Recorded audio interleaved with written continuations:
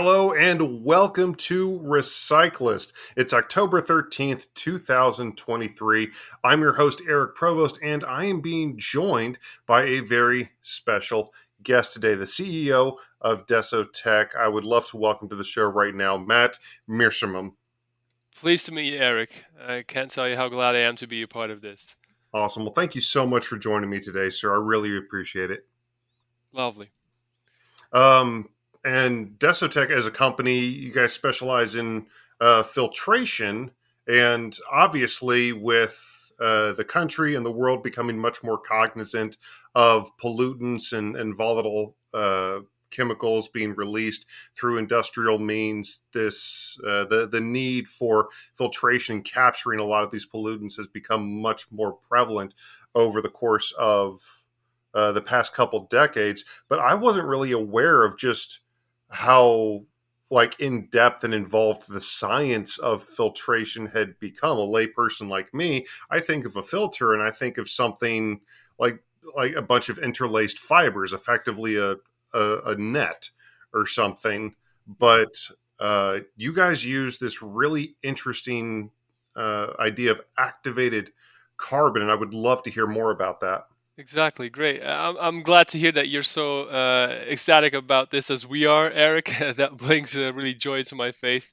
It is true that the entirety of our organization, and it is our mission to the day, and it will continue to be so, is to help protect the planet. And we do that through filtration. To be more precise, like through filtration solutions which are based on exactly what you said, activated carbon. And if a person hears carbon, they typically go like, "Oof, how do you use carbon to filter? Because that's like nasty, dirty, black, dusty stuff, right? Exactly. Yeah. That's what I would put on my barbecue and that I would burn to like fry my steak or something." That's essentially like the base ingredient of what we used. But the first word in it, the activated part, is what really brings out the magic and the science in carbon. Essentially, you could compare it to a sponge. Actually, activated carbon, yes, it is made out of carbon, that molecules that deep down in our soils, but it is activated in high temperature furnaces that go up to 2000 degrees, injected with steam to create like an environment which essentially is drilling holes in the carbon structure. And that makes it into this type of sponge. It has these chemical characteristics where it, just as you would have an interaction of a magnet, activated carbon is very good at holding onto carbon compounds. You talked about volatile chemicals which have carbon structures. You could think of benzene. You can think of dichloromethane. You could even think of PFAS, things that have carbon inside. They typically stick to activated carbon, and that's the beauty of the product.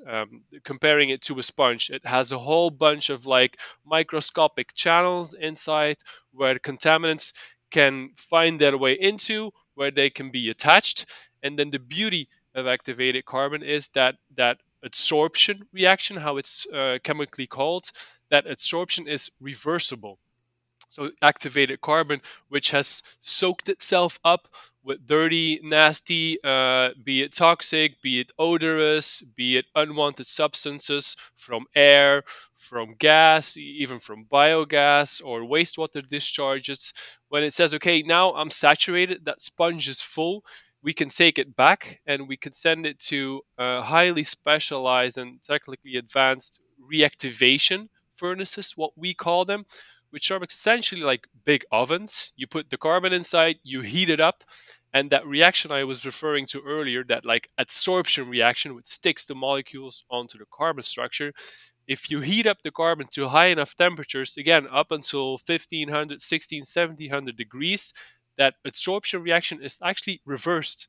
And those molecules, which you didn't want to have in your water or in your air or in your gas or whatever it may be, those unwanted molecules are released again, but released in a very high concentration, which makes it one very easy and very efficient to deal with them like in a centralized manner and to destroy and neutralize them. So those contaminants, just as you had a sponge, you soak it up when you had a whoopsie or where you had a spill, you take it into your sink, you squeeze that sponge, and then very locally and very centralized from the entire surface of your kitchen table where you swapped it into your sink, you get rid of it. That's essentially the same we do with the activated carbon. We have a vessel which is on site of the customer. It takes out any unwanted contaminants in the activated carbon. We take it back, we take the carbon out, we put it in a furnace, and then at high temperatures, we destroy and neutralize the nasty stuff that was on the carbon. But by doing that in an atmosphere which doesn't have any oxygen inside, unlike your barbecue, which we were talking about earlier, you Yeah. fry your coal, and at the end of the day, you're just left with ash, which you have to get rid of. If you do it in an oven which doesn't have oxygen, you completely leave the structure of the activated carbon, the granules, the pellets, whatever they are, you keep them intact and you can reuse that carbon again. And that's really the thing which we have focused on as an organization, to using the chemical benefits of activated carbon and the nature of being able to reuse that and really go towards like a circular sustainable offering for filtration in that matter. And one of the things that really intrigued me about this whole idea of activated carbon is I read on your website it's not just coal, it's not just wood. You guys even use things like nutshells. Exactly. You could actually make activated carbon out of everything. You could make activated carbon out of yourself if you want. We're a carbonous structure. You could make activated carbon out of that. Given it wouldn't be very sufficient because we've got a lot of other stuff too. But essentially everything which has carbon in its structure, yes, everyone thinks of coal, like raw coal, which is mined. Even today, still is mined in the states. But being a company which is focused on sustainable and on recycling, we heavily focus on nutshells being one. You could think of coconut shells, so to say, being used for coconut oil plantation, but the shell is left. So instead of burning that shell and just using it as energy generation, you can carbonize and activate that shell and turn it into an activated carbon. You could do the same with wood waste. Large industrial wood furniture manufacturing places have huge waste streams of wood. Instead of mixing that and turning that into a fuel which cement kilns could use, or just dispose of it, take it and make it into an activated carbon because it's a very high carbon density product, and make activated carbon that's based out of wood. It goes into olive pits, it goes into peaches, into everything which you could imagine that essentially in large volumes is a large carbon waste stream. That's really the focus again of our organization, to go towards from a virgin activated carbon perspective, like the stuff that's never been used before, Mhm. making that from sustainable materials, not just coal. And once that product is in use, once, for example, on a given a biogas application, it purifies the biogas so it can be upgraded into renewable natural gas.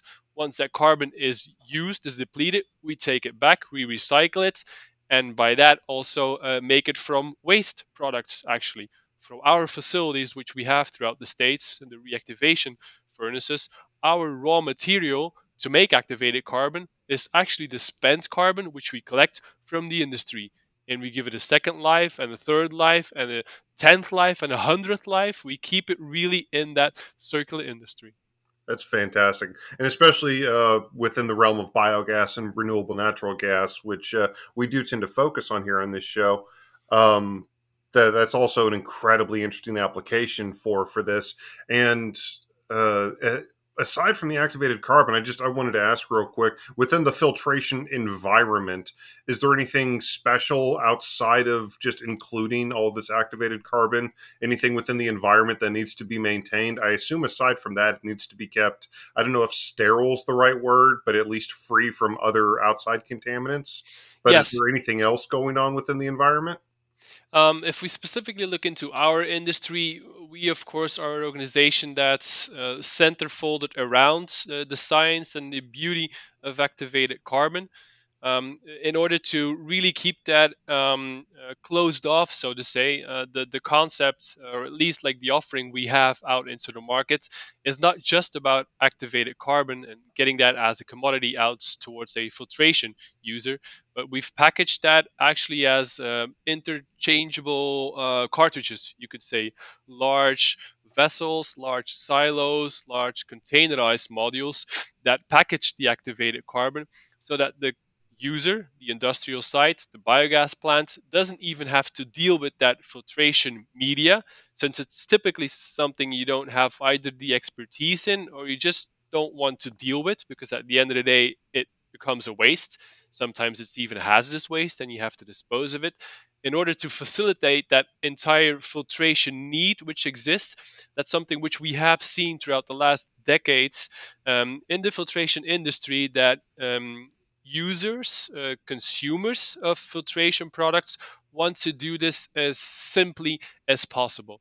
Typically, and per definition, a filtration product will always be depleted after a certain amount of time. You'll have to exchange it. You'll have to get a fresh batch of whatever you are using. And that typically is also something you don't like to do. Like, imagine your vacuum cleaner, you don't like to clean that stuff out. Imagine your kitchen, like your stovetop, that suction hood which is on top, the greasy stuff which is inside. You don't like to clean that out. Like, if you can wait on doing that, let's wait until it's fully clogged.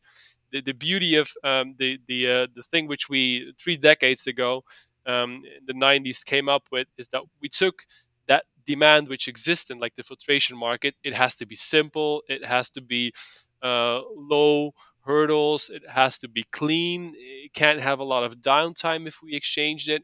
That need we actually translated into taking activated carbon and putting it in interchangeable vessels. Like you would swap out a battery from your remote control. Our customers give us a call and say, we need a fresh batch of activated carbon. And we don't bring out the carbon, but we bring out entire filtration vessels, which are ready to go, which contain the right grade of activated carbon, but facilitate on one end that on-site of take a biogas plant. You don't need to exchange media.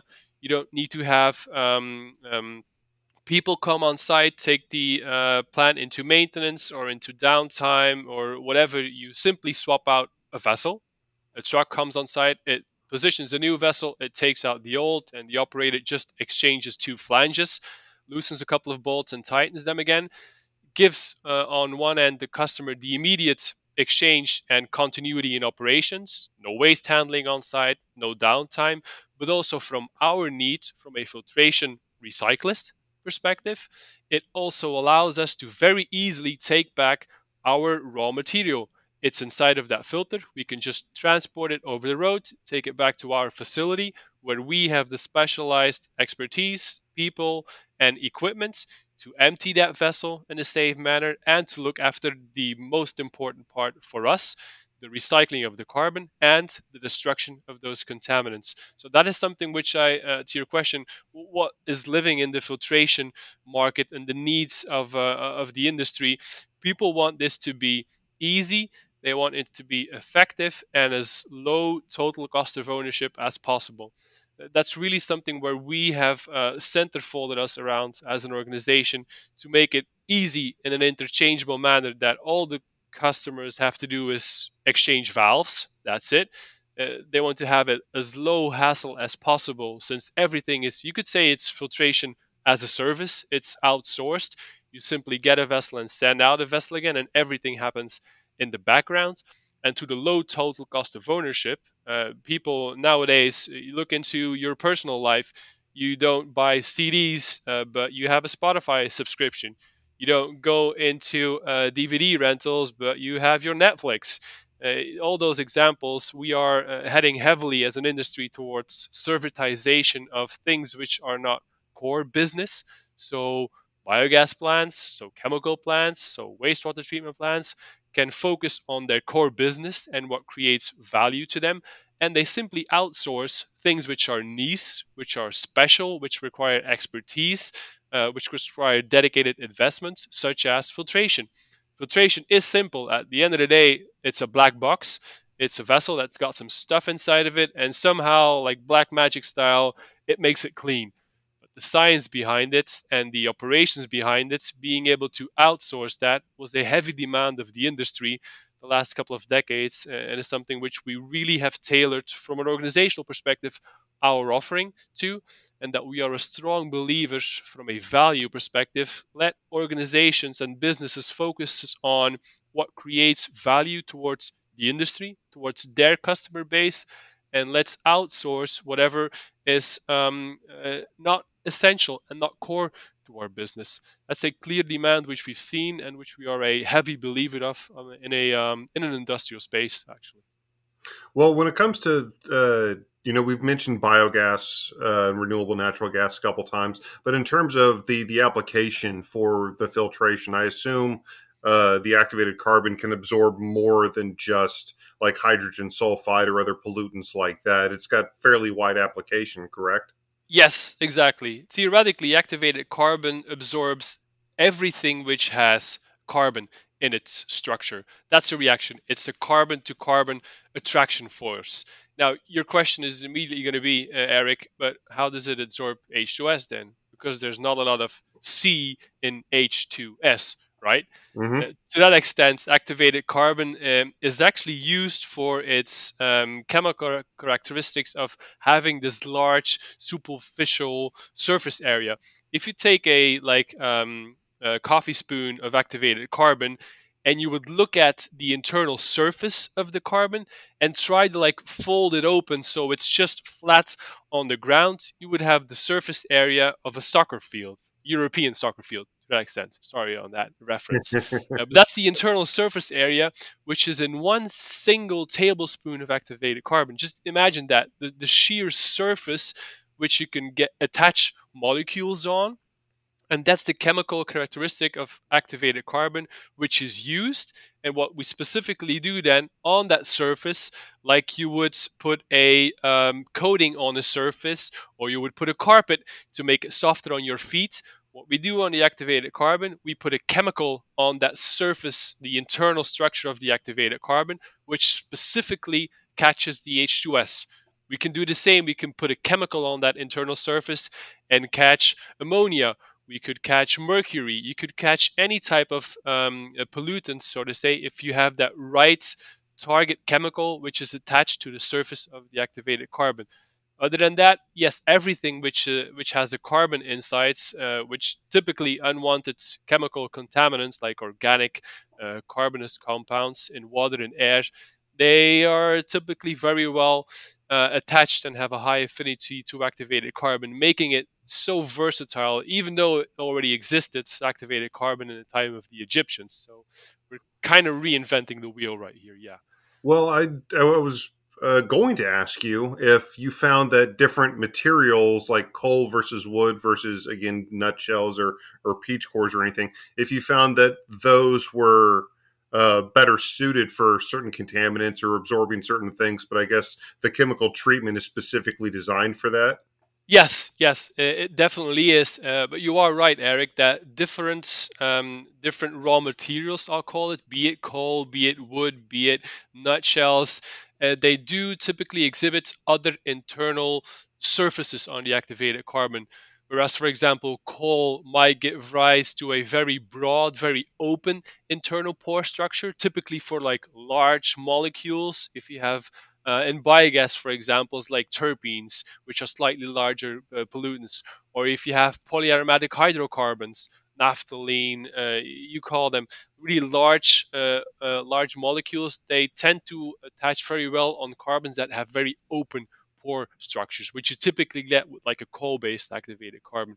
If you look into more like the renewables elements, recycled woods, nutshells, which are used, you have a more what we technically call microporous pore structure, Mm-hmm. which are a larger volume of smaller pores, which are then better at catching smaller contaminants, carbon structures which only have 6 or 8 or 10 carbon molecules inside. Really, those difficult and like last traces of organics which you have to polish out of a biogas stream, for example.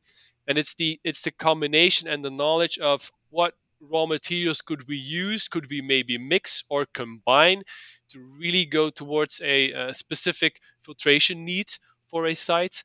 that makes this old product. Again, it was around in the type of the Egyptians, but looking into what new type of raw material streams in there, and how can you tweak, how can you enhance the pore structure that give the activated carbon and the raw materials of which it's made, really that versatility. And I assume that a lot of people would probably just think we've been talking about air filtration this entire time, but this process can be adapted to liquid filtration as well. Yes, yes, it definitely can. It's used in, you could say, every company that manufactures anything from kitchen tables to chairs to microchips to paints to automotive producers. Every company uses water at a certain phase of its production process, and every company has to dispose of that water depending on the nature of your business. If you're, for example, a pesticide manufacturer, your wastewater is typically going to have traces of pesticides, which you don't just want to discharge into the local sewer or into the canal which is running next to you. You typically want to get it out, and typically those components, again, organics, attach very well to activated carbon, and the wastewater industry, or just water industry in its entirety, is something where activated carbon has always been very known for, from a carbon removing efficiency perspective, just because of the versatility. If it's got carbon inside, it'll stick onto activated carbon. So yes, wastewater treatments and purification is a heavy strength in activated carbon as well, next to the typical air filtration, biogas filtration. It even goes so far as to chemicals, so to say. A lot of chemicals which we use, even a lot of food and feed products, are polished, are purified with activated carbon. Things which typically are unwanted. You can even think about things which we eat, food edibles, like glucose, like sugar streams. If they have a color which you don't want, color are also typically organic and large organic components. That's something which is very easily taken out by activated carbon.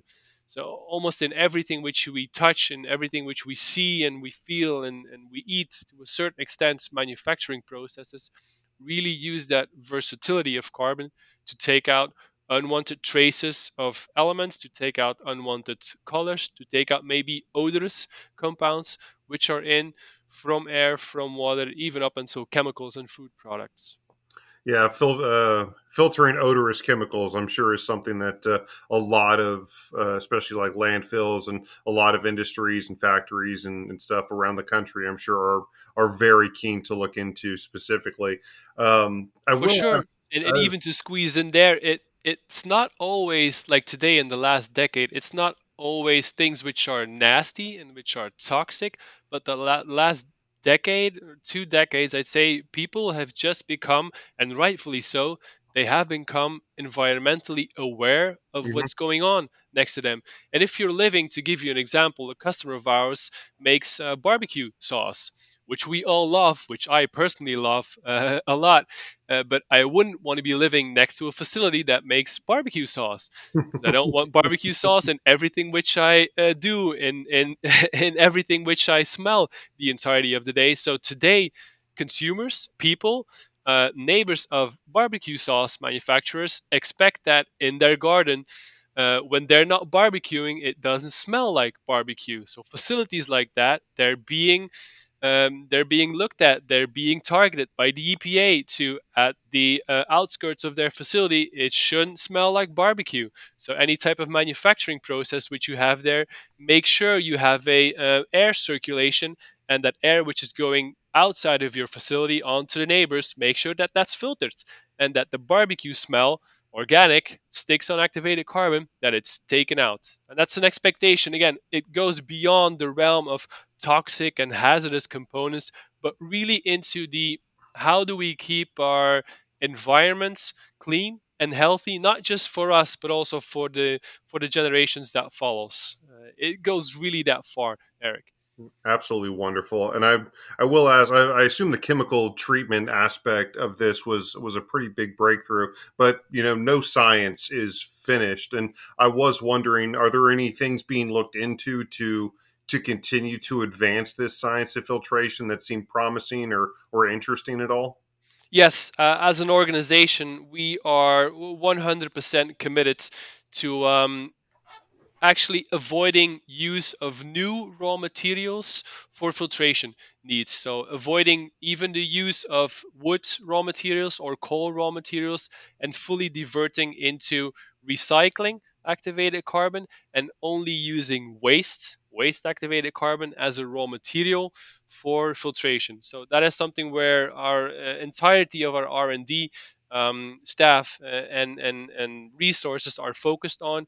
How can we maximize taking back waste from the market and using that really as our raw material? Look at how iPhones this year, or I think it was the Apple Watch, which is now 100% made of recycled materials.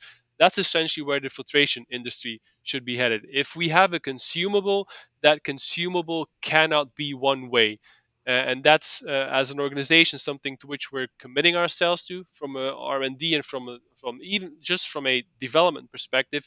We need to ensure if something is consumed, it's consumed in a circular manner. We look away from single use. We look away from the product. Activated carbon is not that expensive, and it's also not expensive to dispose of. So if you can just use it and dump it, if it's not broke, don't fix it. That's really the type of mentality which we're trying to fix. With all due respect, is making clear to the industry and making clear to users, consumers of activated carbon, there's a circular element in this. And even if it might only give you 10 or 20 or 30% cost benefit, the environmental gain you do with that action is huge. You're saving on 70, 80, 90% carbon dioxide emissions if you reuse a carbon versus simply looking to single use. So, from a development perspective, that's something which we are committed to, not only by making that available ourselves, but really pushing that idea into the market and making, yeah, driving this awareness actually. Well, activated carbon from waste, that's definitely is a circular economy there. Um, but obviously, you guys have a footprint in a huge part of this. So I'll just end with what is the biggest project that you and Desotec are currently working on?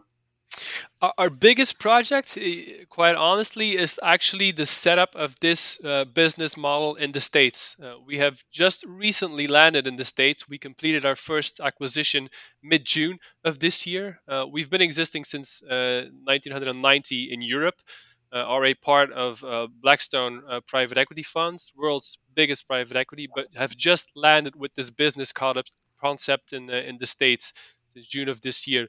So we acquired a business which is centered folded around activated carbon and reactivation. But what misses in the or what we are not seeing in the U.S. market and the needs of the U.S. market is this like unburdening of filtration needs. People are used to buying activated carbon and buying another load and buying another load and disposing of it. The simplicity of interchangeable filtration vessels, the environmental and financial benefits of recycling activated carbon, making that aware to the industry, and pushing that out from a business perspective is really the biggest challenge we are up against. It's the first successes that we've won over the last couple of weeks. A first landfill site that switched from buying activated carbon and dumping it on their own landfill to say, okay, we'll look into recycling this and we'll look into facilitating our exchange of carbon, not having vacuum trucks on site and manipulating waste ourselves, but we'll just get your vessels and exchange them when they're due. Making or generating that understanding into the markets that one, we can do it in a more environmentally friendly manner with a lower carbon footprint. And we can even incorporate the benefit that recycled product is less expensive than new product, single use product, cutting down on total cost of ownership. Sharing that message, sharing that thought into the industry is our biggest challenge today, but it's also our biggest opportunity today as an organization because it's a win win win. It's a win for us from a growth perspective, We are massively hiring people. We are creating job opportunities. It's a win from a customer perspective. It's easier, it's lower cost, and at the end of the day, for which we're doing it, essentially, it's a win for the environment as well. It makes essentially the world, even if it sounds corny, but it makes the world a little bit better for the generations which follow. Wonderful. Well, so much interesting stuff going on with this. Again, as somebody who still thinks of filters as just big nets, this idea of activated carbon was incredibly fascinating to me. And if any of our listeners are interested in learning more, you can find out a lot at Desotec.com. I urge you to go there and learn more about this incredibly interesting process for yourself. Matt, I want to thank you so much for joining me today to talk about the work that you're doing and the science behind this incredible industry. And where can people find you at online aside from Desotec?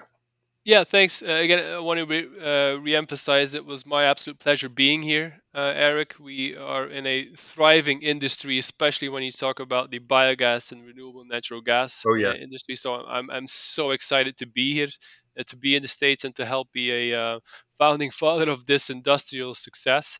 If people want to find an organization, yes, desotech.com is where we can be found. And I myself, I'm on the usual social LinkedIn.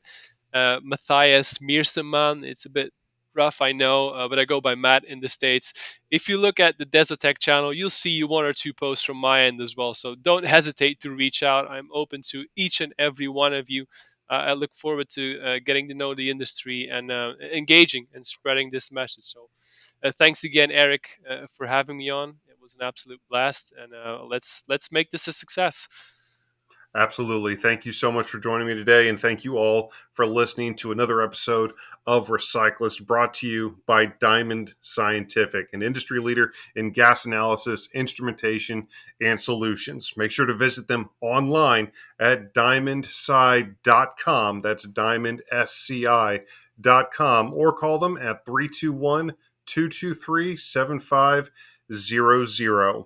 We'll see you back next week for another episode of Recyclist. Thank you.